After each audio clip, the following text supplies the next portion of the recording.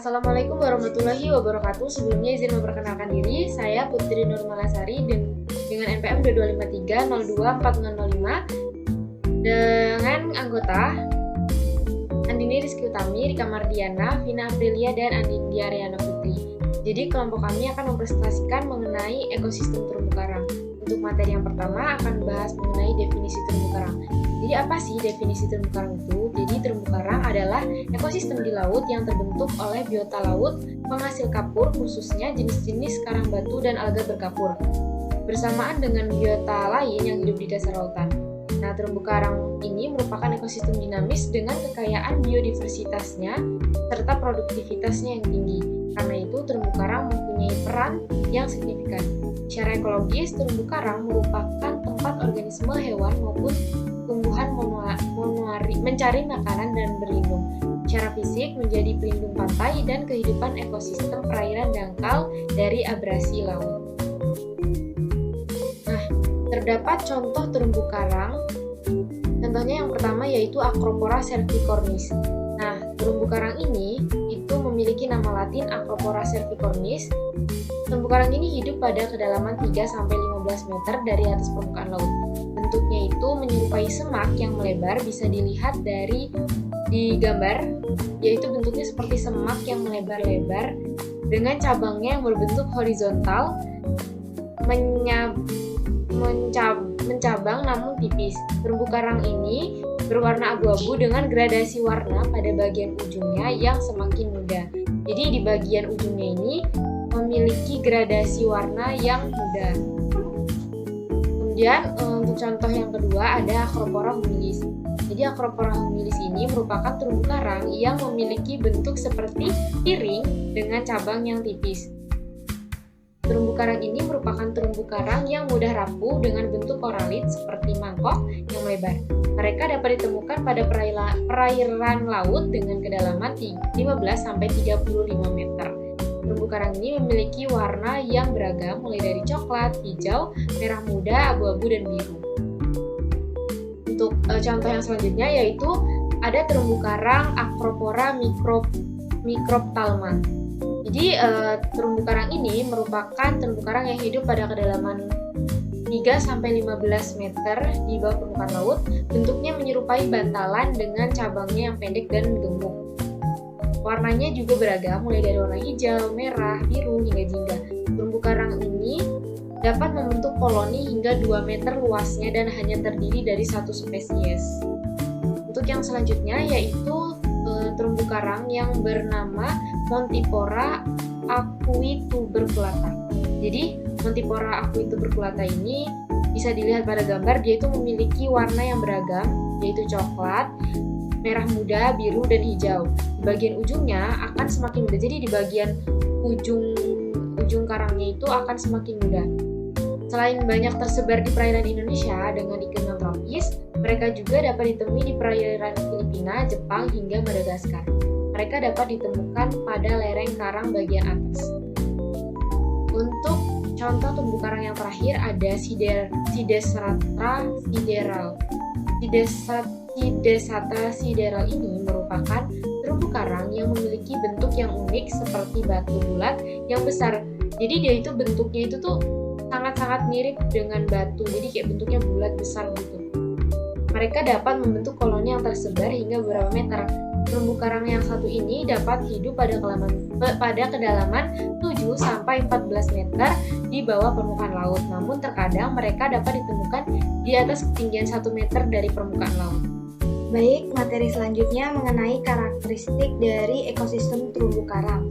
Yang pertama ada temperatur tinggi, yang dimana laut yang memiliki terumbu karang biasanya memiliki temperatur lebih dari 20 derajat Celcius.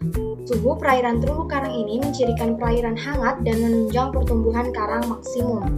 Terumbu karang menyukai laut dengan suhu stabil. Yang kedua ada kadar garam tinggi. Terumbu karang menyukai laut dengan kadar garam yang tinggi. Persentase salinitas air yang baik untuk kehidupan terumbu karang adalah 30% sampai 35%. Hal tersebut berhubungan dengan pembentukan kapur oleh koral dan alga. Yang ketiga ada cahaya dan kedalaman.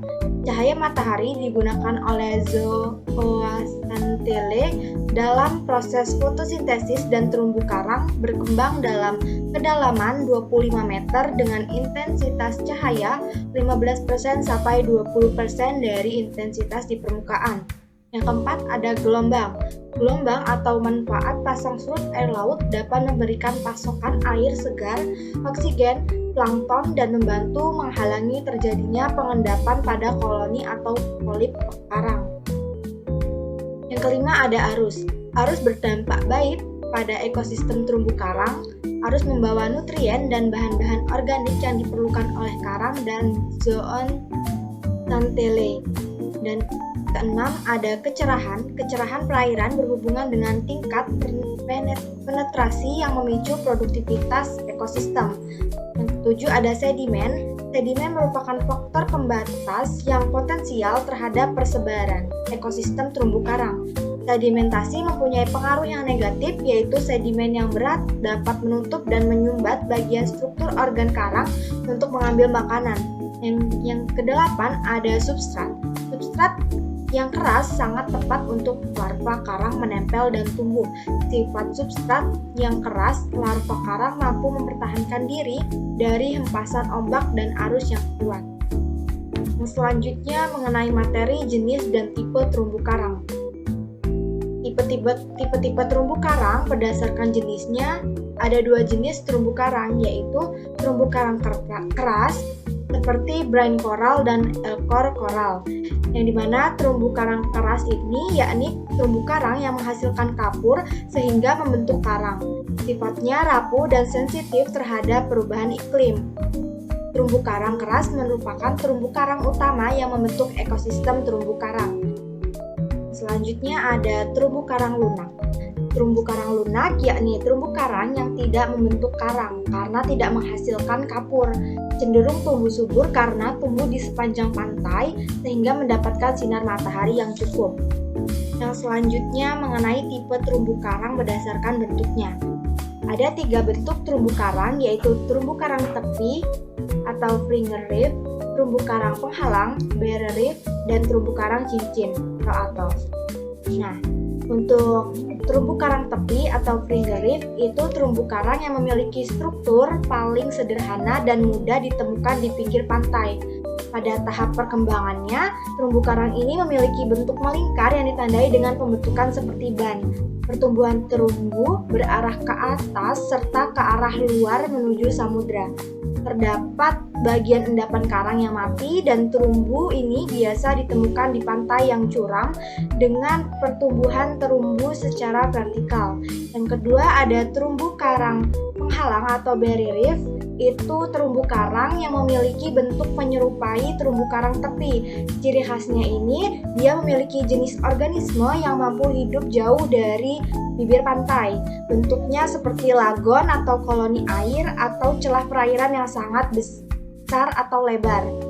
Pada umumnya dapat ditemukan di sekitaran pulau-pulau yang sangat besar. Dan yang terakhir ada terumbu karang cincin atau atolls. Ini terumbu karang yang memiliki bentuk khas seperti cincin. Ukuran karangnya ini sangat besar seperti pulau.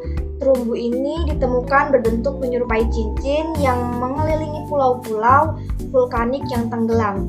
Terumbu karang ini berada di Samudra Atlantik. Baiklah, untuk materi selanjutnya yaitu inventarisasi organisme terumbu karang dan adaptasinya. Adaptasi morfologi. Biota laut yang hidup di wilayah terumbu karang kebanyakan memiliki ukuran yang kecil agar dapat dengan mudah untuk melakukan mobilisasi dan berlindung diri dari hempasan ombak, serangan predator, dan seretan arus. Selanjutnya ada adaptasi fisiologi. Pengaruh kadar garam terhadap ekosistem terumbu karang dan organisme, lalu arus dan gelombang yang dapat menetralisir kandungan yang berlebih pada terumbu karang. Intensitas cahaya yang dapat membantu penjernihan terumbu karang sehingga adanya interaksi antara organisme dan terumbu karang. Hewan yang hidup di daerah terumbu karang memiliki tubuh yang lunak. Hal ini berfungsi untuk menyesuaikan diri dengan kadar salinitas air laut sehingga dapat terjadi difusi dan osmosis. Selanjutnya ada adaptasi tingkah laku. Hubungan antara makhluk hidup atau simbiosis adalah adaptasi dari berbagai spesies yang hidup di sekitar terumbu karang. Mereka hidup secara berdampingan dan saling memberi manfaat satu sama lain. Terumbu karang juga dapat dijadikan sebagai tempat untuk mencari makanan dan berbagai jenis ikan dan makhluk hidup lainnya.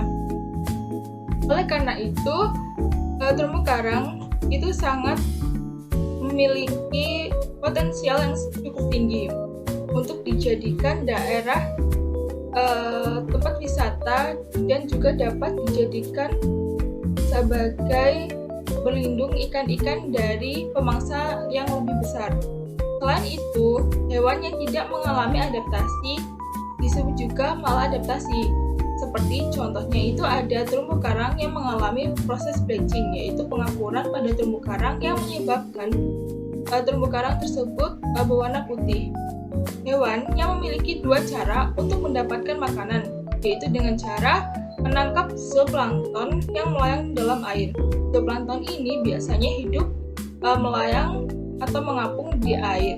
Hal ini bertujuan agar mereka dapat mendapatkan energi atau makanan dari sisa-sisa makhluk hidup dari predator yang memangsa ikan-ikan kecil. Selanjutnya ada dengan cara menerima hasil fotosintesis dari zooxanthellae. Selanjutnya yaitu ada organisme terumbu karang dan adaptasinya. Yang pertama itu ada koral atau karang. Karang merupakan binatang yang sederhana berbentuk tabung dengan mulut yang berada di atasnya. Selain digunakan sebagai mulut, bagian atasnya ini yang merupakan rongga juga digunakan sebagai anus, yaitu tempat keluarnya sisa-sisa penyerapan yang terjadi di dalam koral. Nah, di sekitar mulut ini juga terdapat tentakel yang berfungsi untuk menangkap makanan.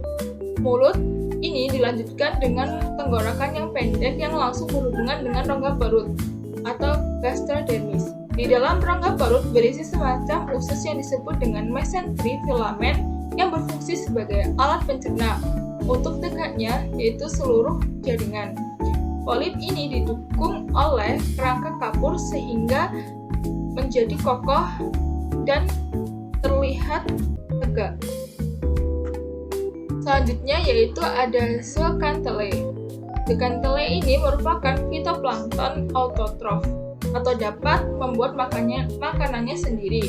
Beradaptasi dengan hidup saling bersimbiosis dengan koral, fitoplankton ini hidup di dalam koral di bagian perutnya si koral tadi. Nah, di bagian gastrodermis, di tengah-tengah dari koralnya tadi.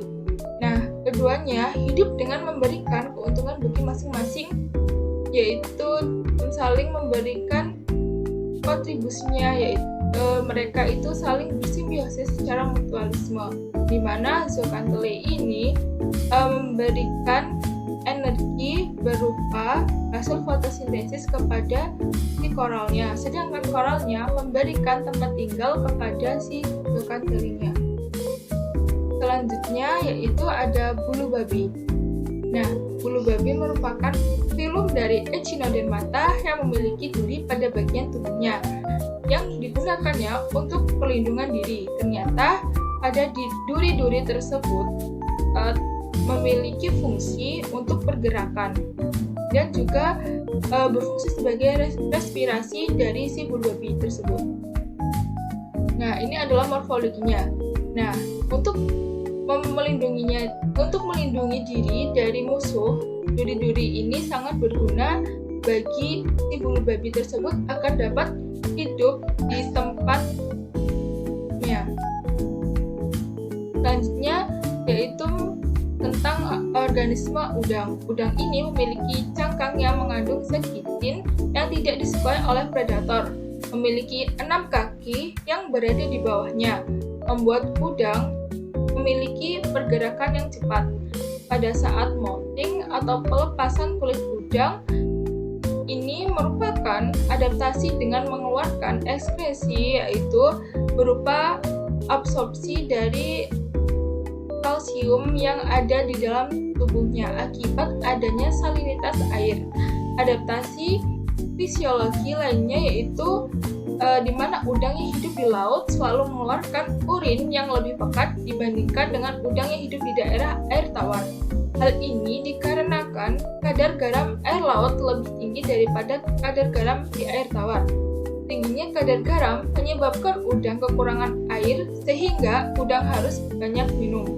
Akibatnya, kadar garam dalam daerahnya menjadi lebih tinggi sehingga untuk mengurangi kepekatan cairan di dalam tubuhnya, udang tersebut melakukan pengeluaran atau ekskresi yaitu berupa urin yang sangat pekat. Selanjutnya ada ikan gobi. Nah, ikan gobi dan udang ini saling berhubungan atau saling bersimbiosis. Nah, simbiosis ini terjadi saling menguntungkan di antara keduanya. Hal ini terjadi saat udang menggali lubang pada saat mencari makan. Nah, pada saat mencari makan, ikan tersebut akan beristirahat di lubang tersebut. Dan udang membutuhkan ikan untuk mencari makanan pada saat malam hari, karena udang tersebut memiliki penglihatan yang buruk, sehingga membutuhkan ikan gobi untuk sebagai penuntun langkahnya untuk mencari makanan dengan cara menempelkan antenanya ke bagian tubuh ikan gobi. Hewan selanjutnya yaitu ada Polychaeta atau cacing Annelida. Polychaeta yaitu kelas cacing Annelida yang umumnya hidup di daerah laut, sebagian juga dapat ditemui di sungai dan danau, dan sebagian juga bisa ditemui di daerah darat. Seluruh permukaan tubuh Polychaeta mengandung rambut-rambut kaku atau setae yang dilapisi oleh kutikula sehingga permukaan tubuhnya ini menjadi licin dan kaku. Seluruh tubuhnya dapat meregenerasi sesaat dan terputus. Hal ini dapat bertujuan untuk memperbanyak jumlah populasi dari Polychaeta. Mata dan antena pada kepalanya berfungsi untuk mendeteksi mangsa dan lingkungannya serta membantu menentukan arah pada saat mencari mangsa. Ini adalah bagian dari CT atau CT yang berfungsi untuk pergerakan, dan ini adalah antena serta matanya. Baik, selanjutnya adalah fungsi ekosistem terumbu karang. Jadi, secara ekologi, terumbu karang berfungsi sebagai tempat tinggal, tempat mencari makan, tempat memijah, tempat asuhan, dan tempat berlindung. Jadi, berbagai biota laut serta sebagai pemecah gelombang. Dari segi ekonomi, terumbu karang berfungsi sebagai penyedia sumber daya perikanan, plasma nutah, bahan farmasi dan industri kosmetik, bahan bangunan, serta area ekowisata bahari. Jadi, fungsi ekosistem terumbu karang tersebut antara lain, yang pertama itu adalah sebagai sumber makanan. Nah, di dalam terumbu karang itu hidup berbagai jenis biota kecil dan plankton yang merupakan makanan dari ikan-ikan yang ukurannya kecil sebagai sumber makanan yang berada di sekitar ekosistem terumbu karang. Yang kedua, dia adalah sebagai pelindung. Jadi, terumbu karang memberikan perlindungan bagi hewan-hewan yang tinggal di dalamnya, seperti spong, ikan-ikan kecil, ubur-ubur, bintang laut, udang, kuda laut, dan lain-lain. Selain itu, terumbu karang juga dapat melindungi manfaat pantai dari abrasi dan erosi akibat gelombang laut. Yang ketiga adalah sebagai habitat asli biota laut. Terumbu karang merupakan habitat dan tempat tinggal yang baik bagi 25% dari biota yang ada di laut, karena di dalamnya itu terdapat sumber makanan dan memberikan perlindungan bagi biota yang hidup di dalamnya. Selanjutnya adalah status ekosistem terumbu karang dan upaya pelestarian. Jadi di sini ada peta penyebaran luas terumbu karang tiap-tiap pulau di Indonesia. Jadi terumbu karang yang baik berada di kawasan timur Indonesia, terutama di pulau-pulau kecil seperti Maluku, Maluku Utara, Sulawesi Selatan, dan Nusa Tenggara. Kenyataan ini menyebabkan Indonesia ditetapkan sebagai pusat keragaman hayati terumbu karang dunia karena dia itu berada di pusat segitiga terumbu karang. Selanjutnya ada kondisi terumbu karang di Indonesia per wilayah pada tahun 2017. Secara umum, kondisi terkini terumbu karang di Indonesia sedikit mengalami perubahan dibandingkan dengan tahun sebelumnya. Dari total 1067 site terumbu kategori jelek sebanyak 386 site. Terumbu kategori cukup sebanyak 366 site. Terumbu karang kategori baik dan cukup mengalami penurunan, namun sebaiknya terumbu karang sangat baik dan jelek mengalami peningkatan. Dalam hal ini, beberapa terumbu karang dalam kategori baik menjadi sangat baik dan beberapa ada juga yang turun menjadi jelek, sedangkan kategori cukup mengalami penurunan ke kategori jelek. Jadi selanjutnya ada upaya pelestarian terumbu karang. Yang pertama dengan identifikasi terumbu karang. Jadi identifikasi dari terumbu karang itu adalah dengan cara direhabilitasi, dengan cara difragmen karang yang terlepas karena proses alami, misalnya karena badai atau arus laut yang kuat. Yang kedua ada pembiakan terumbu karang baik secara ex situ maupun in situ. Nah, jadi pembiakan ex situ itu adalah pembiakan yang dilakukan di daratan, dilakukan di ekosistem buatan seperti contohnya akuarium. Yang selanjutnya ada pembiakan in situ. Jadi pembiakan in situ itu adalah pembiakan karang yang di lokasi atau habitat alami perairan laut. Yang ketiga ada metode transplantasi. Yang keempat adalah melakukan pengawasan dan pemeliharaan. Baiklah, materi selanjutnya yaitu mengenai terumbu karang di Lampung. Nah, terumbu karang yang ada di Lampung itu salah satunya terdapat di Pulau Pahawang, masuk wilayah Kecamatan Punduk Hidada, Kabupaten Pesawaran, Provinsi Lampung, tepatnya di Teluk Lampung. Kepala Dinas Kelautan dan Perikanan Provinsi Lampung, Setiato, itu mengatakan perairan Teluk Lampung itu mempunyai ekosistem terumbu karang yang luas. Pada umumnya, tipe terumbu karang di Teluk Lampung itu adalah jenis springing reef atau karang tepi. Terumbu karang yang ada di pulau ini diantaranya ada terumbu karang jahe, terumbu karang otak, terumbu karang nanas, terumbu karang anemon, dan juga terumbu karang seroja. Untuk yang pertama itu ada terumbu karang jahe. Nah, di mana terumbu karang jahe itu adalah bagian dari ekosistem laut yang memiliki karakteristik yang sama dengan agregat halus, sehingga dapat dimanfaatkan sebagai pengganti agregat halus pada beton. Nah, terumbu karang jahe ini tergolong dalam tipe springing reef yang dimana tumbuh di tepi pantai. Terumbu karang jahe ini sendiri itu termasuk dalam genus Acropora. Terus yang kedua itu ada terumbu karang otak. Nah, terumbu karang otak itu adalah spesies karang batu yang ditemukan di daerah tropis di Atlantik Barat Laut. Karang otak itu memiliki bentuk bulat seperti otak dengan warna coklat, kuning, atau juga abu-abu. Karang otak itu memiliki polip yang tersusun berbanjar, barisannya itu terpisah dan rapi, terus polip itu membentuk kalori, tersusun saling berdekatan, dan skelet berbentuk seperti otak. Terus yang ketiga itu ada terumbu karang nanas. Nah, terumbu karang nanas itu dia memiliki berbagai jenis karang yang hidup di kedalaman 1-5 meter. Karang tersebut diklasifikasikan dalam kingdom Animalia dan juga filum Cnidaria. Selanjutnya itu ada terumbu karang anemon. Nah, terumbu karang anemon itu merupakan hewan dari kelas Anthozoa yang umumnya ditemukan pada daerah terumbu karang yang dangkal. Morfologi terumbu karang anemon itu melibatkan anemon laut yang hidup di dalamnya. Dan yang terakhir itu ada terumbu karang seroja, di mana terumbu karang seroja itu adalah salah satu jenis terumbu karang yang dapat ditemukan di perairan tropis. Morfologi terumbu karang seroja itu dapat bervariasi tergantung pada kedalaman dan struktur terumbu karang di lokasi tertentu.